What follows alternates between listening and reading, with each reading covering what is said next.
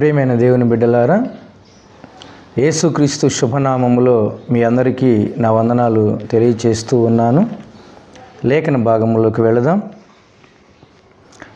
కీర్తనలు 85వ కీర్తన 2వ వచనం మనం చూసినట్లయితే దేవుని బిడ్డలారా, మరి ఇక్కడ ఒక సత్యవాక్యము రాయబడి ఉన్నది. నీ ప్రజల దోషమును పరిహరించి ఉన్నావు, వారి పాపమంతయు కప్పివేసి ఉన్నావు. Praise Lord. దేవుడు తన ప్రజల దోషాన్ని పరిహరించి ఉన్నాడు, వారి పాపములను కప్పివేసి ఉన్నాడు అని లేఖనాలు మనకు తెలియచేస్తూ ఉన్నాయి. దేవుని నమ్మిన ప్రజల యొక్క దోషములు పరిహరించబడినాయి, వారి పాపములు కప్పివేయబడినాయి అని లేఖనాలు మనకు తెలియచేస్తూ ఉన్నాయి. దేవుని బిడ్డలారా, అంటే యేసు ప్రభువుని ఈ లోకములో ఎవరైతే దేవునిగా సొంత రక్షకునిగా అంగీకరించి పాపక్షమాపణ నిమిత్తం మారు మనసు పొంది ఎవరైతే బాప్తిసం తీసుకున్నారో వాళ్ళ పాపములకు మరి పరిహారము కలిగి ఉన్నది.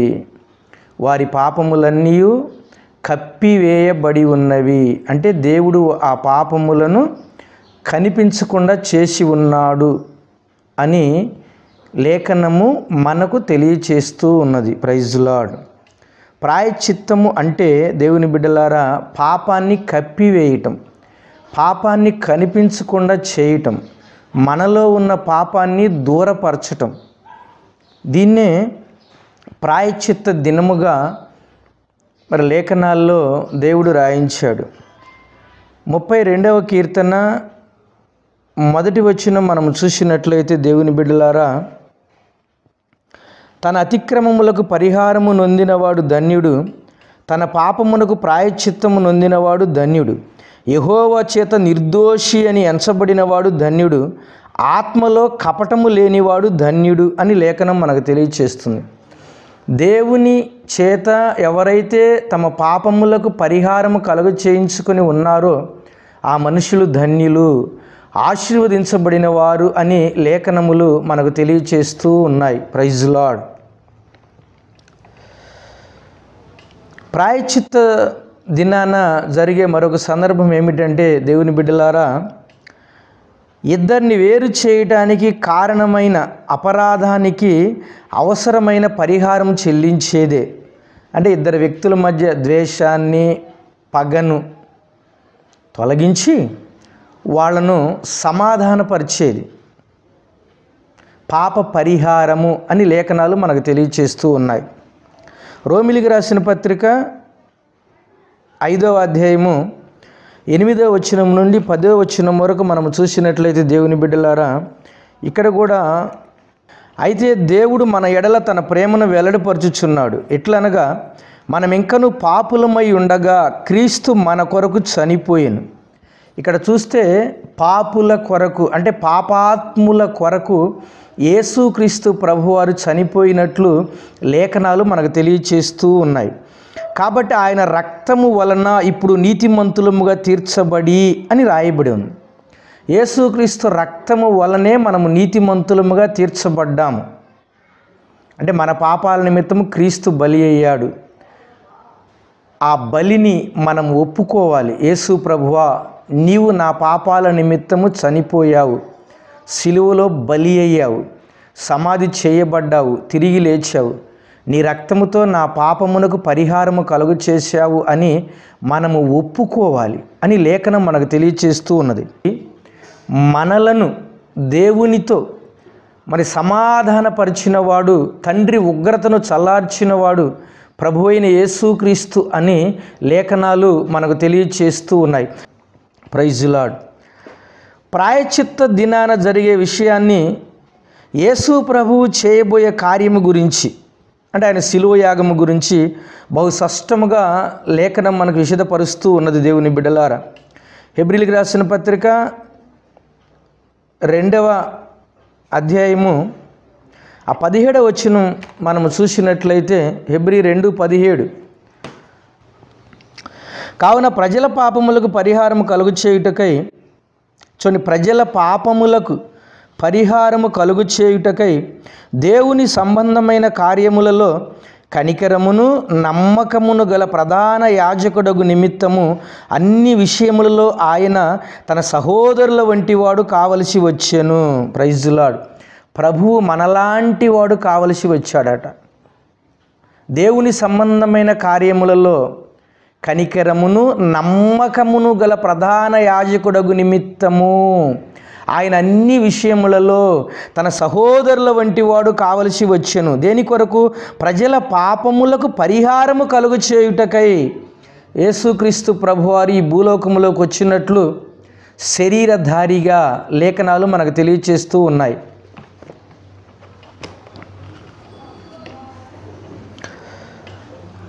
దేవుని బిడ్డలారా, మరి యూదుల క్యాలెండర్ ప్రకారం మనం చూస్తే 7వ నెల 10వ దినాన ప్రాయశ్చిత్త దినము వస్తుంది అని మరి మనకు లేఖనాల ద్వారా అర్థమవుతూ ఉన్నది. హెబ్రీయులకు రాసిన పత్రిక 9వ అధ్యాయము 7వ వచనం మనం చూసినట్లయితే ఇక్కడ సంవత్సరానికి ఒక్కసారి మాత్రమే ప్రధాన యాజకుడు అతి పరిశుద్ధ స్థలములోకి వెళ్ళాలి అని లేఖనాలు మనకు తెలియచేస్తున్నాయి. సంవత్సరములో ఆ రోజునే అంటే ప్రాయశ్చిత్త దినాన అతి పరిశుద్ధ స్థలములోకి ప్రధాన యాజకుడు ఆ రోజునే ప్రవేశించాలి అని మరి లేఖనం మనకు తెలియచేస్తూ ఉన్నది. ప్రధాన యాజకునికి ఇందులో పెద్ద ప్రమాదం ఉంది. యెహోవా షరతుల నుండి నిబంధనల నుండి ఎంత మాత్రం తొలగినా ప్రధాన యాజకుడు కూడా మరణించే అవకాశం ఉన్నది అని లేఖనాలు మనకు తెలియచేస్తూ ఉన్నాయి. దేవుని బిడ్డలారా, హారోను కుమారులైన నాదాబు అబీహులు తమ ధూపార్తులను తీసుకొని వాటిలో నిప్పులుంచి వాటి మీద ధూపద్రవ్యం వేసి యెహోవా తమకు ఆజ్ఞాపింపని వేరొక అగ్నిని ఆయన సన్నిధికి తేగా యెహోవా సన్నిధి నుండి అగ్ని బయలుదేరి వారిని కాల్చివేసెను. వారు యెహోవా సన్నిధిని మృతి పొందిరి. చూడండి, దేవుని సన్నిధిలోకి ధూపం వేయడానికి వచ్చేటప్పుడు వారు నిర్లక్ష్యం చేసి అన్ని అగ్ని తీసుకొని వచ్చారు. అక్కడ వారు మృతి పొందిరి అని లేఖనాలు మనకు తెలియచేస్తూ ఉన్నాయి. పరిశుద్ధ స్థలానికి అన్ని అగ్ని తీసుకొని వచ్చారు వాళ్ళు. అంటే అతి పరిశుద్ధ స్థలానికి ముందుండే గదినే పరిశుద్ధ స్థలము అంటారు. మందిరావరణం, పరిశుద్ధ స్థలం, అతి పరిశుద్ధ స్థలం. ప్రాణము, ఆత్మ, శరీరము, ఇట్లా 3 సందర్భాలుగా ఉన్నాయి. దేవుని బిడ్డలారా, ప్రధాన యాజకుడు ఎల్లప్పుడూ అడ్డతెర లోపలికి రాకూడదు. అంటే పరిశుద్ధ స్థలానికి అతి పరిశుద్ధ స్థలానికి అడ్డుగా ఒక తెర ఉంటుంది. ప్రధాన యాజకుడు కూడా ఎల్లప్పుడూ అడ్డు తెరలోకి వెళ్ళకూడదు అని లేఖనం మనకు తెలియచేస్తూ ఉన్నది. కరుణాపీఠం అంటే కరుణా సింహాసనము అని అర్థము. లేఖనాలను బట్టి మనం చూస్తే కరుణాపీఠం అంటే కరుణా సింహాసనం. దేవుడు కెరూబుల మధ్య కరుణాపీఠంపై ఆసీనుడై ఉన్నాడు. అతి పరిశుద్ధ స్థలములో మందసానికి 2 వైపులా రెక్కలు చాచిన కెరూబులు ఉంటారు. ఆ కరుణాపీఠం మందసంపై ఉంటుంది. అక్కడ దేవుడైన యెహోవా కరుణాపీఠంపై ఆసీనుడు అవుతాడు. అంటే దేవుని సింహాసన స్థానానికి ఆ కరుణాపీఠం గుర్తుగా ఉన్నది అని లేఖనాలు మనకు తెలియచేస్తూ ఉన్నాయి. అందుకని కీర్తన 22:3 వచనం మనం చూసినట్లయితే నీవు ఇశ్రాయేలు చేయి స్తోత్రముల మీద ఆసీనుడవై ఉన్నావు అని లేఖనాలు మనకు తెలియచేస్తున్నాయి. అంటే దేవుడు అక్కడ స్తోత్రార్హుడై ఉన్నాడు. అతి పరిశుద్ధ స్థలములోకి పవిత్ర ప్రవేశం ఏడాదికి ఒక్కసారే, అది ప్రాయశ్చిత్త దినాన అని లేఖనం మనకు తెలియచేస్తుంది. ఈ పవిత్ర దినాన 2 సార్లు ప్రధాన యాజకుడు రక్త బలితో అంటే బలి రక్తంతో ప్రవేశిస్తాడు. సంవత్సరంలో ఒక్కసారే కానీ అతి పరిశుద్ధ స్థలంలోకి వెళ్ళేది ఒకరోజే వస్తుంది వెళ్ళటానికి. అప్పుడు 2 సార్లు ప్రవేశిస్తాడు ప్రధాన యాజకుడు అని లేఖనాలు మనకు తెలియచేస్తూ ఉన్నాయి. మొదటిగా తన సొంత పాపముల కొరకు, తర్వాత ప్రజల పాపాల కొరకు. ప్రధాన యాజకుడు అతి పరిశుద్ధ స్థలంలోకి వెళ్ళే సందర్భాలు ఏమిటి? మొదటగా తన పాపాల కొరకు, తన కుటుంబీకుల పాపాల కొరకు వెళతాడు. ప్రధాన యాజకుడు మేకల, కోడెల రక్తాన్ని కరుణాపీఠంపై చిలకరిస్తాడు. పాప పరిహారం నిమిత్తం బలి అర్పించబడిన కోడె యొక్కయు ఆ మేకల యొక్కయు రక్తాన్ని తీసుకొని అతి పరిశుద్ధ స్థలములోకి వెళ్ళి ప్రధాన యాజకుడు ఆ రక్తాన్ని చిలకరిస్తాడు అని లేఖనాలు మనకు తెలియచేస్తూ ఉన్నాయి. ఇందువల్ల పరలోక సంబంధమైన పిలుపులో పాలు పొందిన పరిశుద్ధ సహోదరులారా, మనందరం పరలోక సంబంధమైన పిలుపులో పాలు పొందిన దేవుని పిల్లలము అని లేఖనాలు మనకు తెలియచేస్తున్నాయి. దేవుని బిడ్డలారా, హెబ్రీయులకు రాసిన పత్రిక 4వ అధ్యాయము 15 నుంచి 16 వచనాలు చదువుదాం. మన ప్రధాన యాజకుడు మన బలహీనతల యందు మనతో సహానుభవము లేనివాడు కాడు. అంటే యేసు ప్రభువు వారికి కూడా ఈ లోకములో ఉన్నప్పుడు మరి ఆయన కూడా బలహీనతల యందు మనతో సహానుభవము లేనివాడు కాడు అని రాయబడి ఎన్నో మరి బలహీనతలు ఆవరించి ఉండొచ్చు. సమస్త విషయములలో అంటే ఆ బలహీనతలను బట్టి అనేక విషయాల్లో మనవలే శోధింపబడినను ఆయన పాపము లేనివాడుగా ఉండేను. Praise Lord. ఎన్నో శోధనలు వచ్చినా కూడా పాపము లేకుండా జీవించినవాడు, పాపము చేయకుండా జీవించినవాడు యేసుక్రీస్తు ప్రభు అని లేఖనం మనకు తెలియచేస్తుంది. కనుక మనము కనికరింపబడి సమయోచితమైన సహాయము కొరకు కృప పొందునట్లు ధైర్యముతో కృపాసనము నొద్దకు చేరుదుము. చూడండి, మనము ధైర్యముతో కృపా సింహాసనము నొద్దకు చేరుదుము. అతి పరిశుద్ధ స్థలములో కూడా నిబంధన మందసము, మరి కెరూబులు, ఆ మందసంపై కరుణాపీఠం ఉంటుంది. ఆ కరుణాపీఠము దేవుని సింహాసనమై ఉన్నది. ప్రజలను దేవుడు అంటే పాపములో ఉన్న ప్రజలను దేవుడు కరుణించడానికి ప్రధాన యాజకుడైనటువంటి ఆ హారోను కోడెల యొక్కయు ఆ మేకల యొక్కయు రక్తము తీసుకొని ఆ కరుణాపీఠం యొద్దకు వెళ్ళి అక్కడ రక్త ప్రోక్షణ చేయటం లేక చిలకరించటం అని లేఖనం మనకు తెలియచేస్తుంది. ఎందుకు అట్లా చేయటం వలన దేవుడు ఈ ప్రజలను కనికరిస్తాడు అని ధర్మశాస్త్రములో వ్రాయబడిన ఆ పాప పరిహారార్థ బలి పశువు యొక్క రక్తము ఈ రీతిగా దేవుడు మన పట్ల కనికరము కరుణ చూపుతాడు. కాబట్టే ఆ కృపా సింహాసనం యొద్దకు, సింహాసనము కృప అంటే సింహాసనం మీద కృప ఆసీనుడై ఉన్నాడు. ఆ కృపా సింహాసనం యొద్దకు మనము చేరుతాము. ఎందుకు? ప్రధాన యాజకుడు మానవుల పక్షముగా అర్పించబడిన ఆ బలి రక్తాన్ని తీసుకొని వెళ్ళి అక్కడ ప్రోక్షణ చేసినప్పుడు దేవుడు ఈ ప్రజల పట్ల కనికరము చూపుచున్నాడు అని లేఖనం మనకు తెలియచేస్తుంది. అంటే ప్రజల పాపాల నిమిత్తము పాప పరిహారార్థ బలి జరిగింది అని దేవుడు అప్పుడు ఈ మనుష్యులను అంగీకరిస్తున్నాడు, వారితో స్నేహం చేస్తాడు, ఏకీభవిస్తాడు అని లేఖనాలు మనకు తెలియచేస్తూ ఉన్నాయి. దేవుని బిడ్డలారా,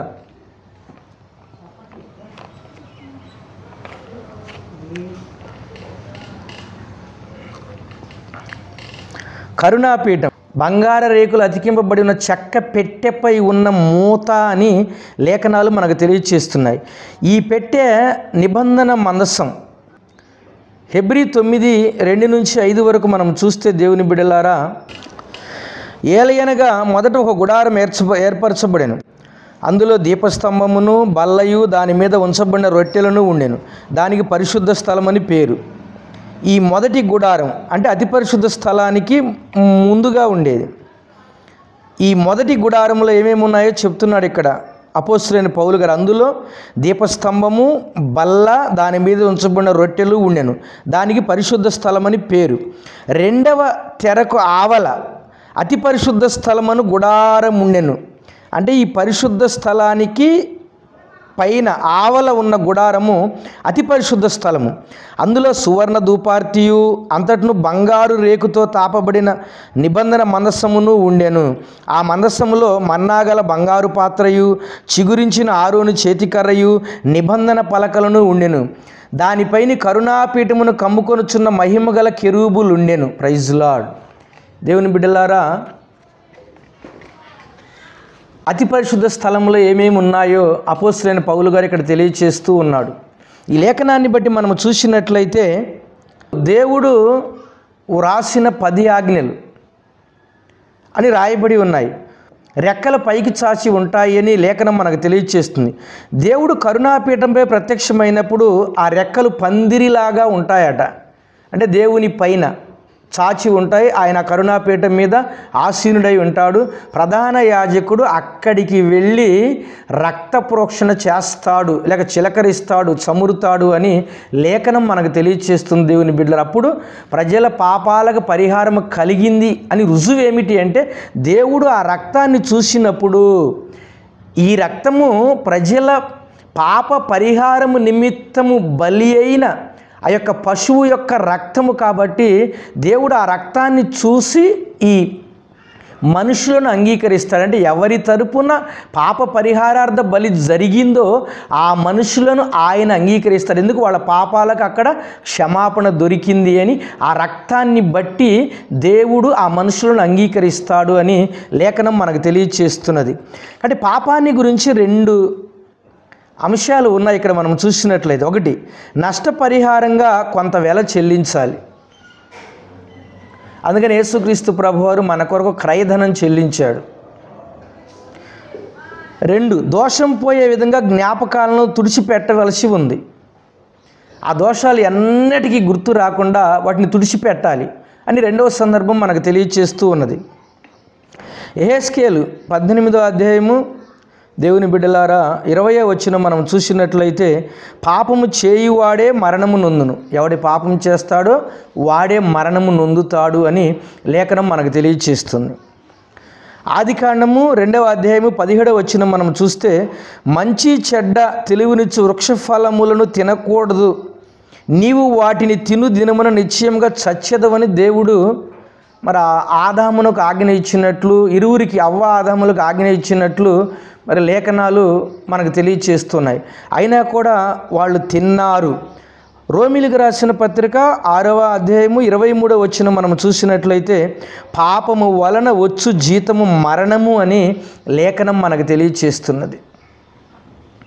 లేవియాకాండం 16వ అధ్యాయము 6వ వచనం మనం చూసినట్లయితే, పాత నిబంధన చట్ట ప్రకారము హారోను ప్రాయశ్చిత్త దినాన తన కొరకును తన ఇంటి వారి కొరకును కోడెను పాప పరిహారార్థ బలిగా అర్పించాలి అని లేఖనం మనకు తెలియచేస్తుంది. ప్రధాన యాజకుడు కూడా అతి పరిశుద్ధ స్థలములోకి వెళ్ళాలి అంటే తన కొరకును తన కుటుంబము కొరకును పాప పరిహారార్థ బలిగా ఒక కోడెను బలిగా అర్పించి ఆ రక్తము చేత పట్టుకొని అతి పరిశుద్ధ స్థలములోకి వెళ్ళి తన కొరకును తన కుటుంబీకుల కొరకును పాప పరిహారార్థ బలికి సంబంధించిన ఆ కోడె రక్తమును తీసుకొని వెళ్ళి కరుణాపీఠం మీదను ఆ కరుణాపీఠం ఎదుటను ఆ రక్తమును ప్రోక్షించాలి అని లేఖనాలు మనకు తెలియచేస్తూ ఉన్నాయి.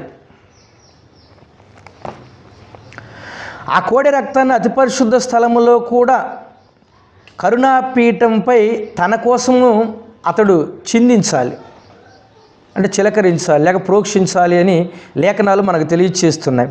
జాతి పాపాల కోసం అందులోకి ప్రవేశించకముందే దీన్ని చేయాలి. అంటే ఇశ్రాయేలీయుల పాపాలకు పరిహారం చేయటానికి ముందే యాజకుడు తన కొరకును తన కుటుంబీకుల కొరకును ముందుగానే పాపములకు పరిహారం చెల్లించాలి. అది జరిగిన తరువాతనే ప్రజల పాపాల కొరకు పాప పరిహారార్థ బలి రక్త ప్రోక్షణ ఆ అతి పరిశుద్ధ స్థలంలో జరగాలి అని లేఖనాలు మనకు తెలియచేస్తూ ఉన్నాయి. దేవుని బిడ్డలారా, హెబ్రీయులకు రాసిన పత్రిక 9వ అధ్యాయం 7వ వచనంలో మనం చూసినట్లయితే, దేవుని బిడ్డలారా, వాక్య ప్రకారము ప్రధాన యాజకుడు 2 మార్లు ప్రవేశించాలి. ప్రాయశ్చిత్త దినాన ప్రధాన యాజకుడు అతి పరిశుద్ధ స్థలములోకి 2 మార్లు ప్రవేశించాలి. అది దేని కొరకు? మొదట తన కొరకును తన కుటుంబీకుల కొరకును పరిహారం చెల్లించాలి, రక్తమే పరిహారం. తర్వాత ప్రజల కొరకును ప్రజల పాపాల కొరకును పరిహారం చెల్లించాలి, దానికి కూడా రక్తమే పరిహారము అని లేఖనం మనకు తెలియచేస్తున్నది. లేవియాకాండం 16వ అధ్యాయం 14వ వచనం చదువుకుందాం దేవుని బిడ్డలారా. అప్పుడు అతడు ఆ కోడె రక్తంలో కొంచెం తీసుకొని తూర్పు ప్రక్కన కరుణాపీఠం మీద తన వ్రేలితో ప్రోక్షించి కరుణాపీఠం ఎదుట తన వ్రేలుతో ఆ రక్తములో కొంచెం 7 మార్లు ప్రోక్షింపవలెను. ప్రధాన యాజకుడు చేసే పని ఇక్కడ చెప్పబడి ఉంది.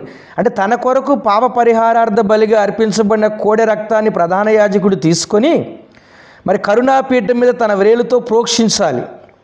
తర్వాత కరుణాపీఠం ఎదుట వేలుతో ఆ రక్తములో కొంచెం 7 మార్లు ప్రోక్షించాలని రాయబడింది.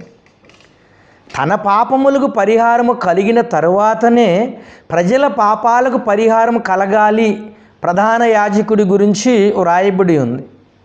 ముందు తన పాపములకు పరిహారం కలుగు చేసి తర్వాత ప్రజల పాపముల కొరకు పరిహారం కలగ చేయటానికి అతడు 2 మార్లు అతి పరిశుద్ధ స్థలములోకి ప్రధాన యాజకుడు ప్రవేశించవలసి ఉన్నది అని లేఖనాలు మనకు తెలియచేస్తున్నాయి.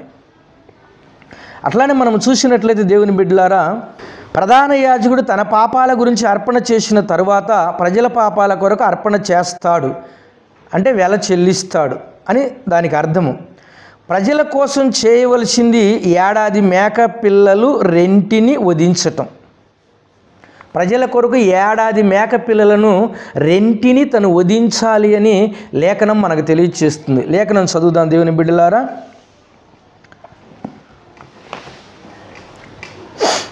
లేవియాకాండము 16వ అధ్యాయం 2 నుంచి 3 వరకు చదువుకుందాం.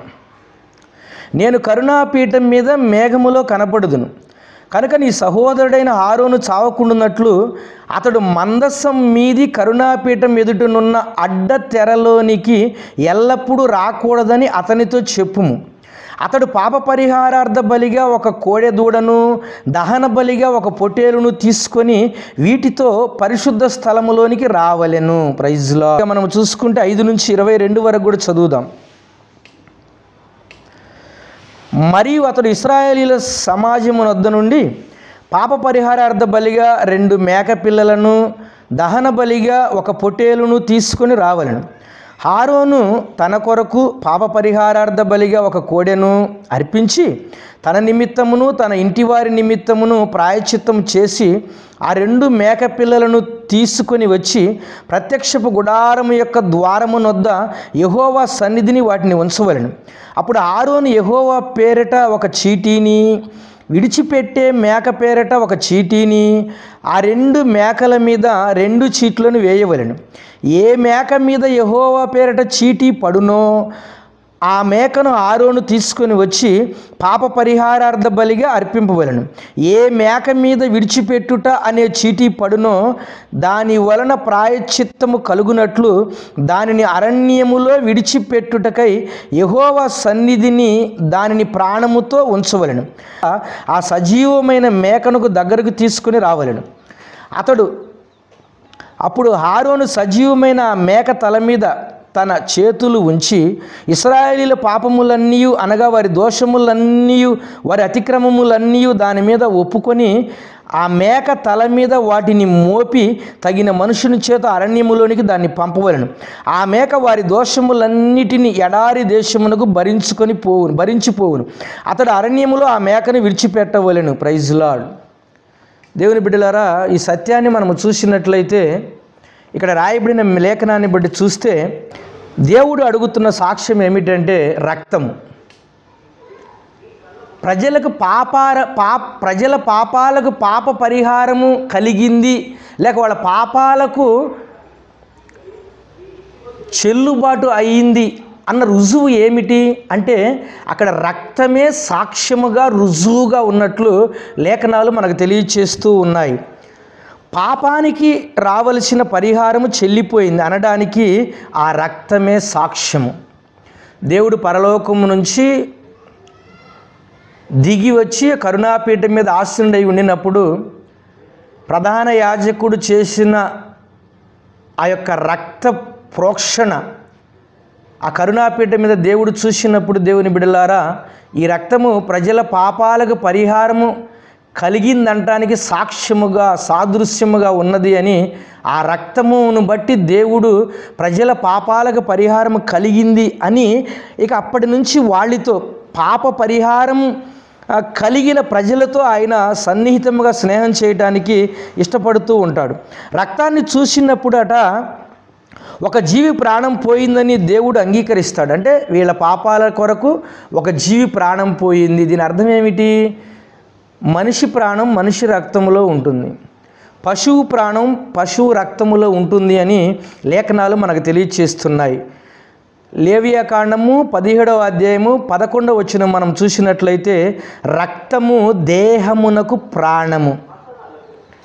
అంటే మనుషుల పాపాల నిమిత్తము ఒక పశువు బలి అయి ఆ యొక్క పశువు రక్తము అక్కడ ప్రోక్షింపబడ్డది కాబట్టి దేవుడు ఈ మనుషులను అంగీకరిస్తున్నాడు. హెబ్రీయులకు రాసిన పత్రిక 9వ అధ్యాయం 14వ వచనం మనం చూసినట్లయితే, క్రీస్తు యొక్క రక్తము మీ మనస్సాక్షిని ఎంతో ఎక్కువగా శుద్ధి చేయును.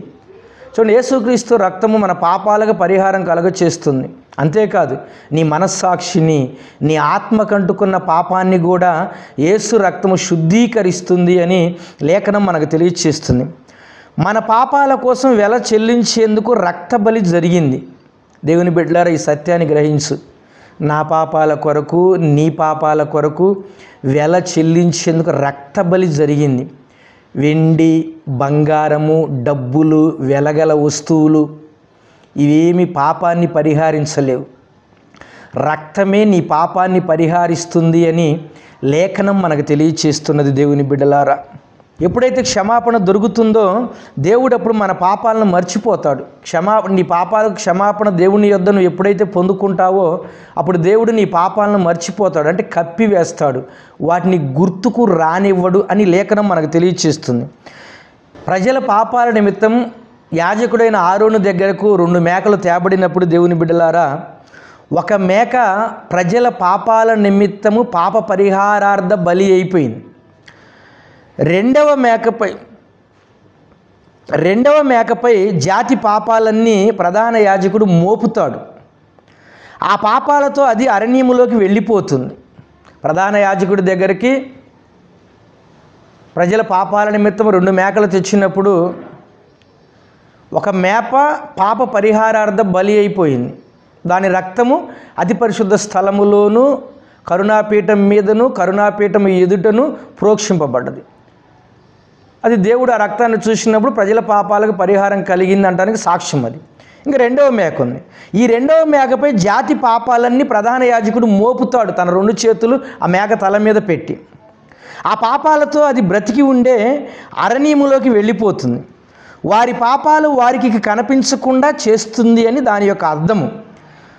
వారు వాటిని జ్ఞాపకం చేసుకోవాల్సిన అవసరం లేదు, ఎందుకంటే వారి పాపాలను మేక మోసుకొని పోయింది. బ్రతికి ఉన్న మేక పాపాలను మోసుకొని ఎటో వెళ్ళిపోయింది, అంటే ఆ ప్రజల మధ్య నుంచి ఆ పాపాలను దూరపరిచింది. ధర్మశాస్త్ర కాలానికి బాప్తిసమిచ్చే యోహాను కాలానికి 14 సంవత్సరాల వ్యవధి ఉన్నది. బాప్తిసమిచ్చే యోహాను ఏం చెప్తున్నాడంటే, యోహాను సువార్త 1వ అధ్యాయం 29వ వచనములో, ఇదిగో లోక పాపమును మోసుకొని పోవు దేవుని గొర్రెపిల్ల. ఇక్కడ 2 సందర్భాలు కనపడుతున్నాయి. మన పాపములను మోసుకొని పోయింది యేసుక్రీస్తు ప్రభువారే. మన పాపముల నిమిత్తము రోమా 8:4 వచనం రాయినట్టు పాప పరిహారము నిమిత్తం దేవుడు తన సొంత కుమారుని పాప శరీరాకారంతో ఈ లోకములోకి పంపాడు. అంటే మన పాపాల నిమిత్తము బలి అయింది యేసు ప్రభువారే. మన పాపములన్నీ మోసుకొని పోయింది కూడా యేసుక్రీస్తు ప్రభువారేనని లేఖనాలు మనకు తెలియచేస్తున్నాయి. దేవుని బిడ్డలారా, కాబట్టి 2 మేకలు ప్రాయశ్చిత్తాన్ని వివరిస్తున్నాయి, పాపాలకు ప్రాయశ్చిత్తాన్ని వివరిస్తున్నాయి. మన విమోచనకు సంబంధించిన 2 విధానాలు వివరించడానికి 2 మేకలను దేవుడు ఉపయోగించాడు. మొదటి మేక పాపాల కోసం బలి అవుతుంది. యేసు మన పాపాల కోసం చనిపోయాడు. యేసు తన రక్తాన్ని తండ్రి సింహాసనం ఎదుట అర్పించడం జరగాలి. ప్రధాన యాజకుడేమో ఈ లోక సంబంధమైన గుడారములో ఉన్న అతి పరిశుద్ధ స్థలములో మందసం పైన ఉన్న కరుణాపీఠం మీద రక్తాన్ని ప్రోక్షించాడు ప్రజల పాపాలకు పరిహారం కలగటానికి. కానీ ఇక్కడ యేసుక్రీస్తు ప్రభువారు మటుకు తన రక్తాన్ని తండ్రి సింహాసనం ఎదుట అర్పించవలసి ఉన్నది అని లేఖనం మనకు తెలియచేస్తుంది. కాబట్టి మొదటి మేక వధింపబడాలి, దాని రక్తాన్ని అతి పరిశుద్ధ స్థలములో కరుణాపీఠంపై చిలకరించాలి. రెండవ మేక పాపాన్ని తీసుకుపోతుంది. యేసు మన పాపాలు మోసుకుపోయి అవి ఇక జ్ఞాపకానికి రాకుండా చేస్తాడు అని దీనికి అర్థం. దేవుడు మన పాపాలను క్షమించడం మాత్రమే కాదు, వాటిని మర్చిపోతాడు. హెబ్రీ 10:17 ప్రకారము వారి పాపములను వారి అక్రమములను ఇకను ఎన్నటికీ జ్ఞాపకం చేసుకొనని ప్రభువు చెప్పుచున్నాడు. దేవుని బిడ్డలారా, ఈ సత్యాన్ని గ్రహించండి. నా పాపాలకు నీ పాపాలకు పరిహారం కలుగు చేసింది ప్రభు అయిన యేసుక్రీస్తు బలి రక్తమే, అంటే పాప పరిహారము నిమిత్తం యేసుక్రీస్తు ప్రభువారు దైవ కుమారుడిగా ఈ లోకములోకి వచ్చి తన శరీరం నుంచి రక్తం అంచెలంచెలుగా చిందించి మానవులమైన అంటే శిలువ మరణానికి ముందే ఆయన మానవులమైన మన పాపాలను తన మీద వేసుకున్నాడు. ప్రధాన యాజకుడు మేకపిల్ల తల మీద ఇశ్రాయేలీల ప్రజల పాపాలను మోపినట్లే యేసుక్రీస్తు ప్రభువారు కూడా మన పాపాలను తన శరీరం మందు మరి వేసుకొని రాను మీద మోసుకొని గౌని వెలుపుటికి పోయాడు అని లేఖనాలు మనకు తెలియచేస్తున్నాయి. కానీ ప్రపంచ మానవుల పాపాల కొరకు ప్రధాన యాజకుడైన ఆరోను చేసింది ఇశ్రాయేలీల పాపాల కొరకు మాత్రమే. ఎందుకంటే ధర్మశాస్త్రం ఇశ్రాయేలీలకు, 10 ఆజ్ఞలు ప్రపంచ మానవాళికి. అంటే ప్రపంచ మానవుల పాప పరిహారము నిమిత్తము యేసుక్రీస్తు ప్రభువారు అంచెలంచెలుగా రక్తం కార్చాడు, సిలువకెక్కాడు, 3 మేకుల మధ్య వేలాడాడు. ఈ పాపాలకు పరిహారము కలగాలి అంటే వెండి, బంగారము, డబ్బు, వెలగల వస్తువులు ఇవేవి నీ పాపానికి పరిహారం కలిగించలేవు. నువ్వు యేసు ప్రభు చెంతకు వచ్చి నీ పాపములను నువ్వు ఒప్పుకొనినప్పుడు యేసుక్రీస్తు తన రక్తముతో నీ పాపాలను ఆల్రెడీ శుద్ధీకరించాడు. నువ్వు ఒప్పుకుంటే నీ పాపాల నుంచి నీకు శుద్ధీకరణ లభిస్తుంది, నువ్వు పరలోక రాజ్యం చేరుతావు. కాబట్టి యేసుని దేవునిగాను తండ్రిగాను సృష్టికర్తగాను ఒప్పుకోవాలి. ఆయనే దైవ కుమారుడిగా ఈ లోకములోకి వచ్చి నీ పాపాలకు వెల చెల్లించాడు, పాప రుణము తీర్చాడు, క్రయధనము చెల్లించాడు. అది యేసుక్రీస్తు రక్తమే. అంటే యేసు రక్తం ప్రతి పాపము నుంచి మనలను శుద్ధీకరిస్తుంది అని లేఖనాలు తెలియచేస్తున్నాయి. పాపక్షమాపణ పొందకుండా ఏ మనుషుడు పరలోకం చేరుకోడు అని లేఖనం మనకు తెలియచేస్తుంది. ప్రభు ఈ వాక్యం ప్రతి ఒక్కరి హృదయంలో ఫలింప చేయునుగాక.